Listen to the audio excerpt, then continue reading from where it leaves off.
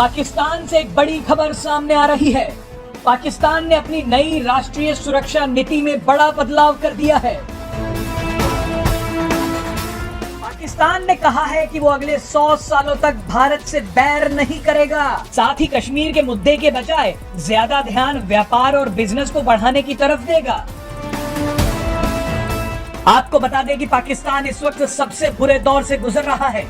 भारत के साथ खराब रिश्तों के चलते पाकिस्तान पहले से ही करोड़ों का नुकसान उठा चुका है और अब इसी बीच पाकिस्तान ने अपनी नई राष्ट्रीय सुरक्षा नीति में कहा है कि वो भारत के साथ बैर नहीं करेंगे। पिछले कई दिनों से भारत लगातार संयुक्त राष्ट्र में पाकिस्तान पर हमले कर रहा है। भारत इस बार पाकिस्तान को लेकर बेहद आक्रामक है और उसे बार बार दुनिया के सामने एक्सपोज कर रहा है। आतंकियों का घर बन चुके पाकिस्तान के तारे गर्दिश में चल रहे हैं। हाल ही में भारत की ताकत सुरक्षा परिषद में और बढ़ गई है, इसीलिए भारत ने पाकिस्तान पर अपने हमले और तीखे कर दिए हैं। संयुक्त राष्ट्र सुरक्षा परिषद में भारत की ओर से काउंसलर आर मधुसूदन ने कहा कि दुनिया में कहीं भी आतंकवादी घटना हो, उसकी जड़ें पाकिस्तान में ही मिलेंगी। इसके बाद आर मधुसूदन ने और भी बड़ी बात बोल दी। उन्होंने बोला कि पाकिस्तान को तुरंत पीओके खाली करना होगा। पाकिस्तान ने कहा है कि आने वाले दिनों में देश की विदेश नीति में पड़ोसी देशों के साथ शांति और आर्थिक कूटनीति को वो प्रमुखता देगा। इस 100 पन्ने की गोपनीय राष्ट्रीय सुरक्षा नीति में कहा गया है कि भारत के साथ बिना कश्मीर मुद्दे के व्यापारिक और बिजनेस रिश्ते बढ़ाए जाएंगे। हाल ही में पाकिस्तान के एनएसए मोईद यूसुफ ने एक इंटरव्यू के दौरान ऐसा कबूलनामा किया है जिसने पाकिस्तान में बड़ी हलचल मचा दी है।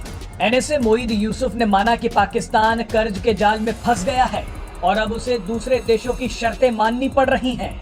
सीधे शब्दों में कहें तो पाकिस्तान ने ये पहली बार माना है कि उसकी आर्थिक आजादी चली गई है। एनएसए मोईद यूसुफ का ये बयान इमरान सरकार के लिए बड़ी फजीहत कर सकता है। मोईद यूसुफ ने कहा कि देश की आबादी को जो चाहिए वो सरकार पूरा नहीं कर पा रही।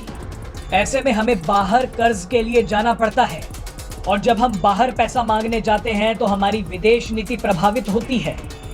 उन्होंने कहा कि ऐसे में आप जो काम करना चाहते हैं वो काम आप नहीं कर पाते।